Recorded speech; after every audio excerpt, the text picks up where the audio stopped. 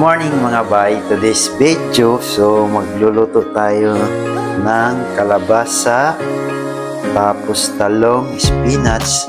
Gamit natin siya ng gata. So ihalo natin mga bay, syempre yung pinaka-favorite nating tuyo na pusit. Sarap nito mga bay. So mamaya mga bay, pagkita sa inyo pagluto natin ngayon. Mamaya na yung luto na siya para di mahaba yung video ko kasi kailangan ko 3 minutes video na.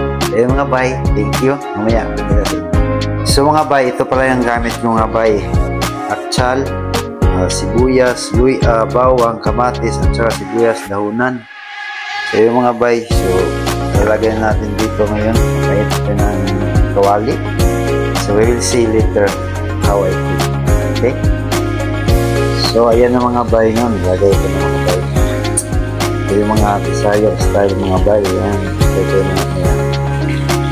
So malalambot na yung kalabasa. Mga bay, luto na. Halika. Tingnan mo mga bay. Yan. Ayan mga bay, luto na mga bay. So dito na tayo. Sarap niyan. Yan yung pusit mga bay. Ito nagdadala ng sarap. Yan. So yun mga bay, thank you for watching mga bay. Yeah.